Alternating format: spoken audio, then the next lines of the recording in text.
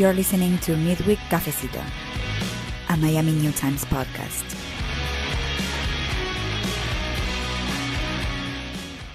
Hi everyone, welcome to a special edition of Midweek Cafecito, a Miami New Times podcast. We're calling this segment Coffee Break because these are short conversations with people that are on the road or they have a very tight schedule but still want to share their stories with us. So we're really excited to introduce this new short format. This time, we're going to talk to FKA Twigs, an artist who is incredibly talented. She just won her first Grammy, and she will be kicking off her Body High tour here in Miami this weekend. This is our conversation. Thank you for joining me, and I know your schedule is pretty tight with rehearsals and stuff, so I really appreciate it. Of course. Thank you for being patient and working with my crazy schedule at the moment. No problem. So where are you now? You're in New York already? No, I am in Nashville. Oh, nice. You're rehearsing there for the tour? Yeah, we have like production rehearsals there. You just had a very big win. You recently won your first Grammy. How did it feel at the moment? How did it change you emotionally, mentally? Yeah, I mean, it was completely unexpected really for me. Like I genuinely didn't expect to win. So I was having a very chill day before that. And I was actually so not prepared to win that I'd booked an appointment immediately after the announcement. Like I was like, I'll just go in, like I'll do my interviews, like wear my cute dress, and then I'll dash off and kind of have quite a normal day afterwards. But yeah, it was just the best feeling really. And I'm just really grateful to everyone that voted for me and took the time to like listen to the album and the sounds that were curated for it, because particularly like Corliss and I spent like a kind of unfathomable amount of time sculpting that and really like chipping away at Eusexua. So it was just amazing that so many people just took the time to listen to it properly. It was I'm so happy. And was it something that you were pursuing in a way, although you were not expecting it? Or does it feel like a nice to have, or it's gives you reassurance? No, I mean, I definitely wasn't pursuing it. I think that, like, I mean, I've said this in a couple of interviews now, but like, I definitely think that like with Grace, I had accepted or maybe become used to like being left out of certain conversations, and I feel that my work exists almost like a bit left of center and like outside of like the main hamster wheel race. And I think maybe it's partly just because like being a woman of color and making like sometimes quite experimental electronic music, that I like genre hop a lot as well. Like within my taste, I genre hop a lot. So I think that I had sort of existed in my own bubble a bit. Partly because of being a woman of color and a female electronic producer, but also because of the type of work I made, and then maybe it'd become like a self-fulfilling prophecy almost, that I sort of existed a bit in like the in-between of the music industry without like fully like landing anywhere. So no, it's not something that I pursued, but it's something that to have is something that to have and to have won is like one of the biggest accolades that an artist can have in the music industry. And it feels exactly how you would imagine it feels. You know, it feels amazing. Like it feels like I've won the lottery, you know. There are 2 points there that you made that are very interesting. One is, being a woman in this industry. We just wrote an article about for International Women's Day, and we just talked to many local artists in the Miami market about women, about how they felt and like how do they feel if they're represented or not And obviously, there is such, still to this day, a disparity, um, especially, in recognitions and in the industry itself. Um, that, as you said, winning also for an electronic album, it's an important, message also, in a way, right? Yeah, it's huge. It's huge. And it's actually funny, like I spoke to after I won, like I'd worked on the album with Trinity, an artist called Earth Eater, and like I called her and I was like, congratulations to her as well, and also thank you so much for contributing and being there on the creative journey with me.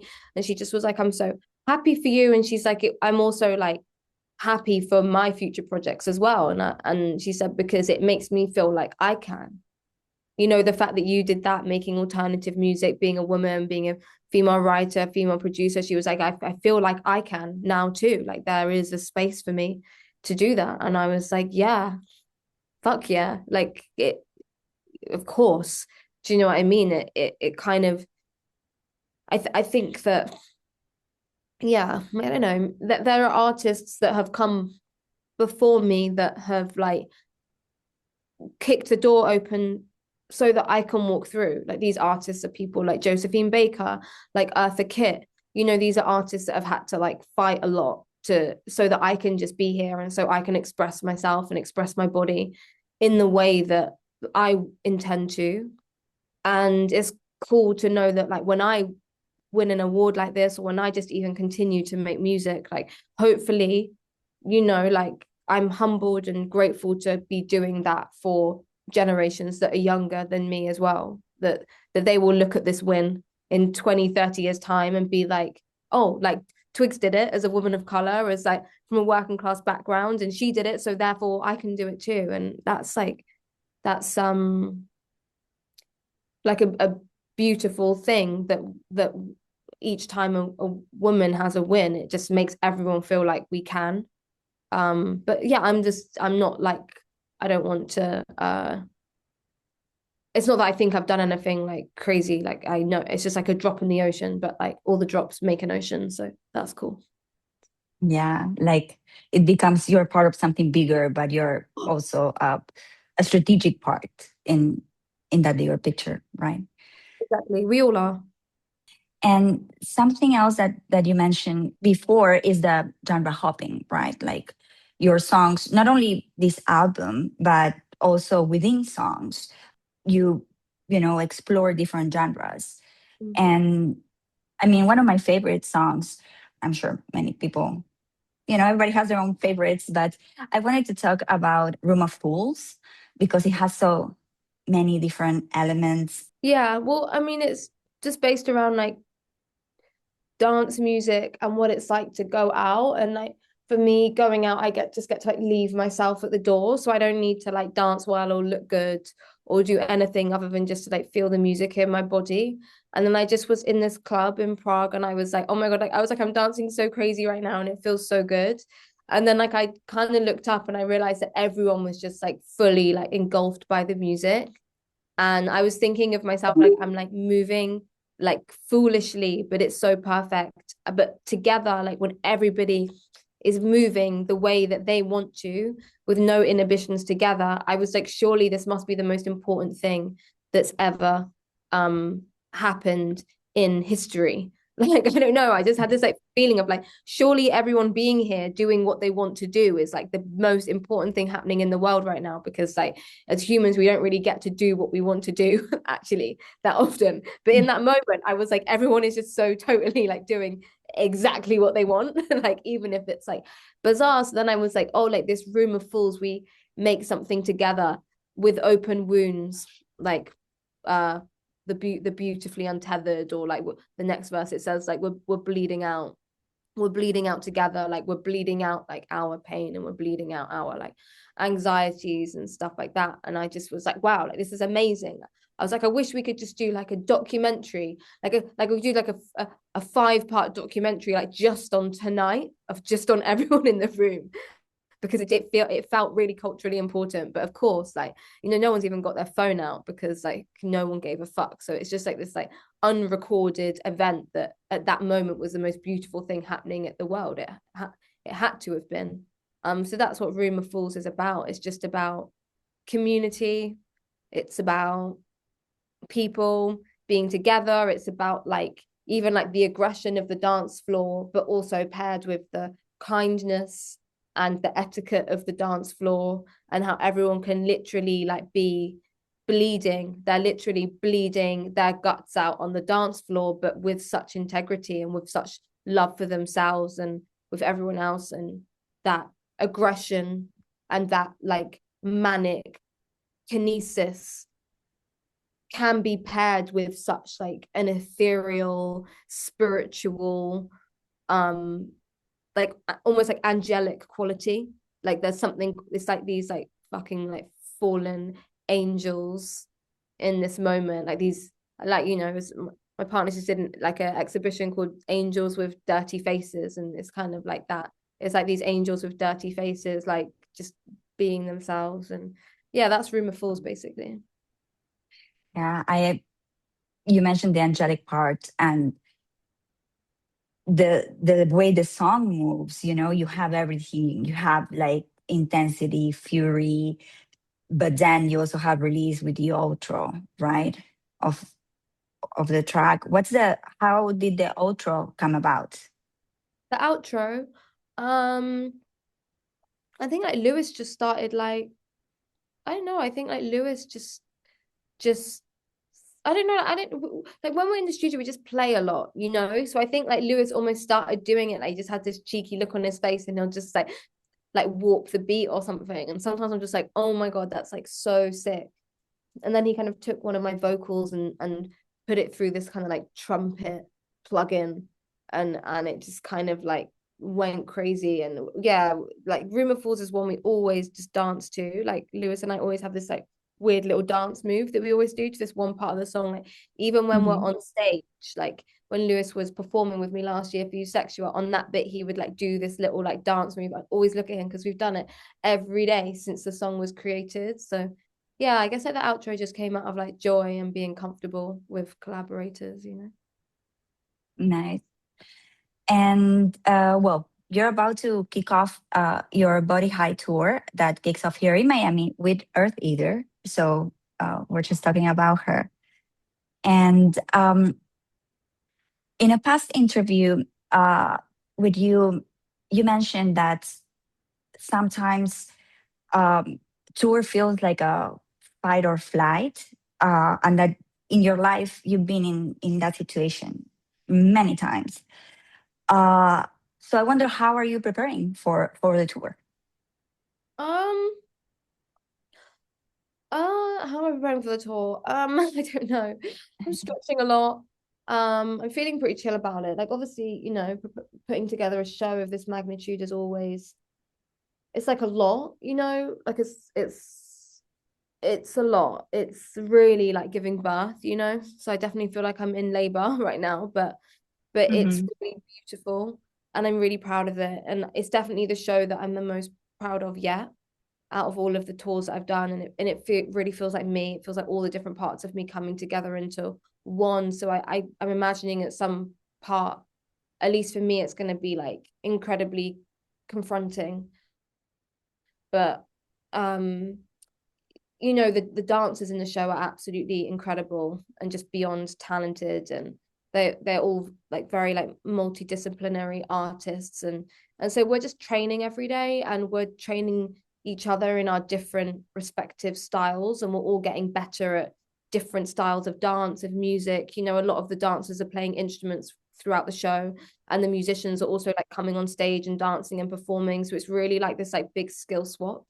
um and it's for me, the show has this feeling of, it's almost like a celebration of brown and black people and different cultures coming together. It is a culture clash. It's a celebration of the queer community. It's a celebration of the subcultures that raised me and the subcultures that raised the other artists in the show. And it's a place of non-judgment. So like anyone that comes to the show, like I want to create that feeling of like, this isn't a feeling of like judgment. Like in this safe space, you get to be yourself.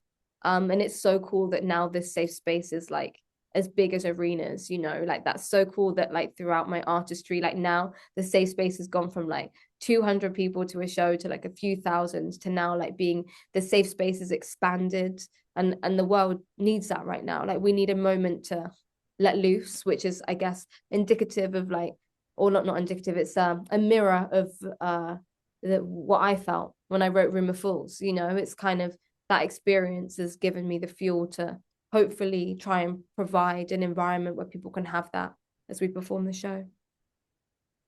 Yeah, and I feel not because I'm biased, but that Miami is the perfect place to kick off this tour because if there is a city that thrives uh, through multicultural aspects, and with so many subcultures, so many, people here is Miami in the US, right? Um, did you Was it just logistics that you guys decided to kick off the tour in Miami, or was it something else?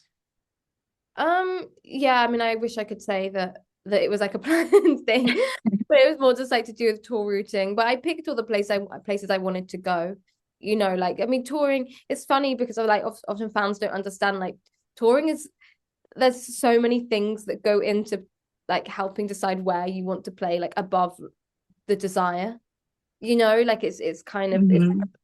crazy jigsaw puzzle that many people in suits help to arrange. But if there's anywhere to start, like what better place is there than Miami? I mean, like let's face it. So I think like the universe definitely like has granted me a good one with that the kind of the suits and the logistics have aligned with like the good energy and the art. I think like the artistic like fuel that me and everyone in the show would hope for in kicking off this tour. Awesome. And well, my last question, because I know we only have 2 minutes, is a silly one, but what are the first three things that come to mind when you think about Miami? Mm. Well, like truthfully, what comes to mind?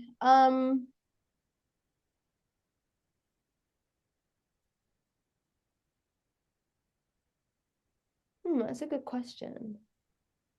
It can be unfiltered. I think like the thing that I find about Miami, so I've spent a little bit of time there. It's like obviously like you have like the image of what it is, which is kind of like this sort of like warm. It's quite like I mean, I'm from England as well, so you have to forgive me. Like this is you have to like I'm from like the opposite. But when I think like being a girl from England and I think of Miami, like what I think about is like sunglasses and like brightly colored cars and palm trees and kind of this way of like I don't know, it's like it feels like so shiny. But every time I've gone to Miami, what I've actually tapped into is like this crazy underground artist community that lives there. So it's like really weird. Like when I was younger and I used to think of Miami, like what I've grown up on television shows is always very different to what I go and I experience it, which is like a lot of like underground artists and communities and collectives and like it always feels really raw. Like even when you go to like Miami Basel, like obviously there's like Miami Basel and all that, but there's also loads of like fringe events of just people putting on their own shows and people like exploring their own things. So it's a place that for me I think has like got a hell of a lot of culture. It's really cool for me because I'm like half Jamaican, so there's a lot of I remember like I went to yeah, there's I had like a really poignant like memory actually when I went to Miami, maybe not last time, but the time before, where I basically like landed in Miami. I turned on my phone and I had learned that my grandma in Jamaica had passed. Like I turned on the phone and I got that news. And I remember like going through Miami airport and being like, you know, in an airport, there's like so much stuff to do. Like there's so many like logistics and passports and bags. And I was kind of in a daze. Like I just was kind of like disassociating. And like I got in the car and like the driver that was taking me to my hotel was Jamaican. And then like Mhm. I just heard his accent, and then we started talking about Jamaica, and I was like, oh, like my grandma just passed, and then we just started talking about like St. Anne's and where she was from, and I was like, oh wow, it's so cool that like I've just landed in Miami, but like the West Indian culture is there, and it just feels like there's like so much like influence and people that are there from um like the Caribbean, and it's really like this kind of culture clash. So instantly when I got in the car, like I just felt like I was home, because there was like this man that was from my country, and we were just talking about it, and I was just like, oh, actually, like it's okay, do you know what I mean, like I'm gonna be okay. And like this guy just reminded me like about Jamaica, and like I was just thinking about my grandma, and it was kind of cool to just be completely across the other side of the world, but have somehow like found a part of myself in Miami because of this guy. So yeah, I guess it just goes back to what you're saying. There's so many different cultures there, and like that it just feels there's a lot of like vibrancy, you know, it's very like vibrant, which I guess on the more commercial side, you think of like sunglasses or like brightly colored shirts or bright cars. But actually, when you're there, the vibrancy is like from the art, and it's from the different cultures, and it's from like the kindness that people have there as well, because everyone's very open. What else reminds me of Miami? Um, what else reminds me of Miami?